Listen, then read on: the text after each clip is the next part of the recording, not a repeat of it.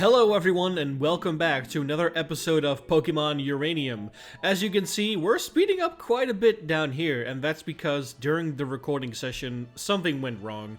And it turns out that I lost my microphone footage, so we're just gonna do a little play-by-play here of almost 2 hours of footage where we did quite a lot of stuff and I can't just not show it.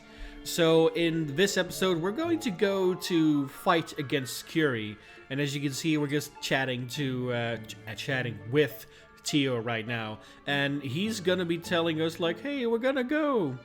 So we're traveling on the boat, and our dad's gonna be like, hey, we got the hazard suit right here, and I'm gonna slow pan over, and you can see the suit that we're going to wear. Kellen tells us that it's a prototype. And it's based after the, the suit that you get in Omega Ruby and Alpha Sapphire. It's based on the technology from that one. Which I think is pretty cool. I really do like it when Pokemon games and ROM hacks kind of just tie together the world in its entirety. That's just a cool little detail that I think more games should be doing. Because as much as I like playing games as their own, it is also very much a thing where it's just really nice when they do their best to work with the lore of the game. Right, so we make our way onto the island itself where Tio gets a gas mask because, you know, it's still pretty dangerous out here. And as you can see as we move on, Tio spots something cool. Let's check it out together. Yeah, there it is. Look at that thing. That Pokemon, have you ever seen it before? It doesn't seem like the other nuclear types. I've never seen anything like it. We should try to growl. Yep, and then it just gets scared and runs off. And we don't really know what's going on, but suddenly there's like a fight going on. And it's the first time we see like a big horde of these Pokemon. And they're actually acting as a trainer class. Level 55 nuclear type Pokemon. And I hope you're ready to see a whole bunch of Tracton, because Tracton is going to be the main player in this entire zone. As you know, Steel-type Pokemon are resistant to the nuclear type, and Iron Head is still super effective against nuclear types as well, just like any other type. So yeah, you can imagine how this is gonna go. So yeah, as you can imagine, we're just gonna be doing a whole lot of battling here. There's gonna be one fight where you see a couple of Pokemon go down. That's because some of these Arbok in here have Intimidate, and they lower your attack by 1 stage, and it's just enough to make sure that Tracton is unable to take down any of the Pokemon in one hit, meaning that it leaves us open for more hits, and, you know, then we just go down. Eventually, we find our way towards a grove where we find more of the Pokemon that Tio and I saw earlier. Yep, and there it goes now, goes into the grove. Looks like it went between those trees. I'm gonna follow it. That's what he says. I'm gonna try and narrate some of the parts that I did earlier. You see me trying to go like, nope, but it's like, the game's like, nah, you gotta follow Tio because this is important. This place. Is it just me or is the air different in here? Friendly, what does the Geiger counter in your suit tells you? I don't believe it. There's no radiation at all. I can breathe here without the mask. How is this possible? Friendly, do you know what this means? Something has purged the radiation here, and I think I know what did it. Let's head further inside. Yeah, so we're at the precipice of being like, okay, something cleared out the radiation here, which is not normal. And now Tio's gonna be like, yeah, these Pokemon are the ones that are responsible for clearing out the area. And we both come to the conclusion that it might be a good idea to bring a couple of these Pokemon along. And yeah, these are Pokemon called Hazma. Look at these cuties. What a lovely little sprites. These Pokemon don't evolve, but man, they sure do look adorable, don't they? In usual fashion, we throw our Quick Balls. You also notice that we have Nuclear Balls. That's because we received them from Kellen. They work especially well nuclear types. We catch Hazma here, and we check out the Pokédex entry. Hazma, the Overcoat Pokemon, a nuclear type. They appear in the aftermath of a nuclear fallout. They feed on radiation and can clean an irradiated area over time. And that's pretty much the best thing ever for the entire Tandor region, because we do kind of need a Pokemon to help out with the irradiate areas. That means people and Pokemon can start living in the places again, which is pretty dang awesome. So as the episode goes on, we continue to catch every single Hazma that's in there. I use a combination between Quick Balls and Nuclear Balls to catch them all. It's not really needed because Tio catches one for himself off screen as well, but I still wanted to do it because it's fun to do. We then make our way over towards the power plant Zeta, where CURIE and Urane are going to be hiding out, and Kellen will call us via our whatchamacallit, Poképod or locator thingamajig in our suit, and it's like, alright, Tio, you gotta go, cause only Friendly's suit is able to go in, and Tio's like, no, I can't do that, I can't leave Friendly behind. And so a little back and forth happens here, and during that time, CURIE and Urane manage to teleport into the fray with Quantum Leap, and they just kind of take us down, leaving us asleep in the middle of Power Plant Zeta. Then suddenly the power suit starts to talk to us. It's like, hey, I need a power cell. I'm almost out of juice. And that's when the first episode there ends, because that was like a good stopping point. And then we just go right on over to look for different kinds of power cells and a little bit of a lore here and there to see what we can find. And hopefully also find CURIE. There's a lot of little puzzles here, mainly strength puzzles.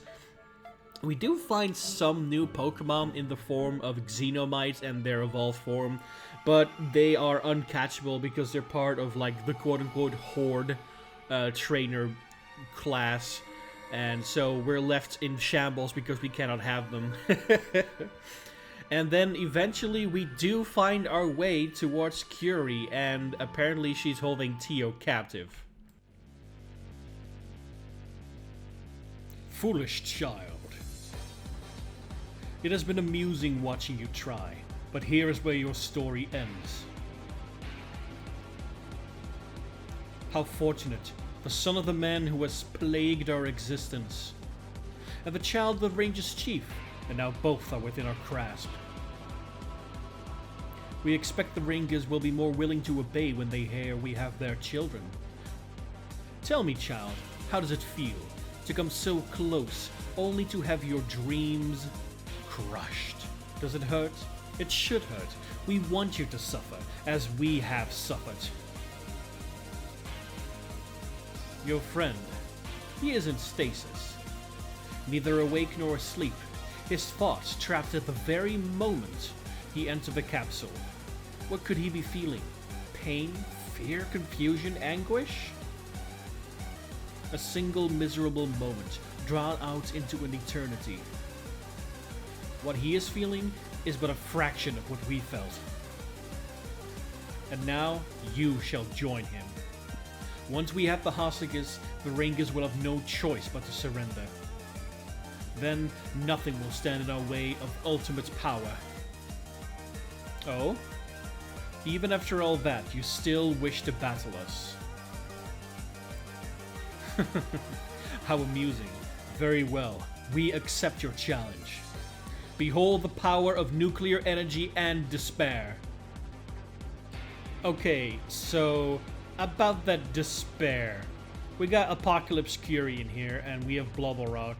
And you're gonna see something pretty dang amazing. First off, Nucleon's gonna take down Blubberrock. That's okay. He's not gonna be the main character of the story. We're gonna come in with Tracton, and you're just gonna see what happens here. Nucleon is unable to use any of his nuclear attacks, and he's just gonna do quick attack, dealing very little damage. So this is the point in the episode where I realize, oh my god, am I gonna sweep, getting me +6 in every stat there. And I'm like, yeah, that's exactly what's going to be happening. So I decide to heal up real quick. I'm like, alright, well, if I'm gonna sweep, I might as well do my best. So yeah, Tractor's getting fully healed. I'm gonna get +2 more in attack by doing 2 shift gears, I believe. Let me see what I do. 1 more? Yeah. And I was laughing really loudly into the microphone here because I knew what was going to happen. This penultimate moment. Tracton is going to use Iron Head. Check this out. Bonk. Goodbye, Nucleon. Yeah, okay. That's pretty good. And I'm like, surely it has to get a little harder, right? There's Barriette. He's Mega Evolving. Bonk. Yep, it's because we're +6 in attack, +6 in speed. Mega Barriette is gone. And I'm like, okay, Xeno Queen. That's cool. Bonk. Goodbye, Xeno Queen. There's Aftermath, sure, but we're still +6 in speed and attack. Nothing's going to outspeed us. Arbok is coming in. That's pretty cool, alright? Bonk. Goodbye, Arbok. This was like the worst and the best at the same time. Here's Urain, legendary Pokemon. Bonk. Goodbye, Urain. We just ended this person's whole career. What was even going on there? The reason I'm lingering on the screen is because I'm laughing at CURIE. One silly tractor defeats the legendary Pokemon and her entire team. How embarrassing must that be for her? It's like, wow, impossible. What? No, no, no, no! And so yeah, the threat to Tandor ends with a silly little tractor headbutting a bunch of things. And so the rest of the episode kind of ends there. Kelland, Cameron, Tio, they're all like, oh my god, you did it. It must have been a really hard fight. Yeah. Tandor is saved and we get escorted back to the Ranger headquarters, where we also find out that the Hasma we managed to catch are the key to curing nuclear-type Pokemon to a certain degree. They will no longer disobey orders if you get them cured here. Which is pretty dang awesome. It means that we can just use nuclear Pokemon just as we were able to use Pokemon like Nucleon themselves or Hasma that are a native nuclear type without the brainwashing going on. After that, we dive straight into the next episode where we're just kind of going around Tandor to see what's going on now that we have Dive. In the end, I decided there's not really all that much going on that is worth my time. The only thing that I do end up going for is retrieving all of the ninjas all over Tandor to get them snugly placed into one place. And this is actually where we find out that all those ninja that are scattered across Tandor are the grandchildren of that guy in the dojo. And he's just like, oh my god, my children, my grandchildren, I'm so happy. And we actually get a Volchik for our troubles, which is going to be the last official team member. We're going to replace Garlickid with it. And we level everything up to level 60, and I also take the time to, well, because we're there in the dojo, I'm EV trading this Volchik into speed and special attack, meaning once it evolves and it's level 60, it has some pretty amazing stats. And you can see them right here. It's 183, 152 in speed, Volt Absorb. That's pretty amazing. And you see me looking between the other Pokemon just to kind of compare the stats. EV training is absolutely insane, as you can see. And this is the team we're going to be bringing to the Elite Four. The rest of that episode, because episode 3 at this point, is just us going into the, the Victory Road, because that's the last place we're gonna have to go through as a dungeon. You'll see a couple of battles here and there, but we stop our adventure at the, the entrance to a volcano, apparently. And that is where this episode ends as well. I'm very sorry that this happened. I performed some audio tests to make sure that the next episode will be recorded normally.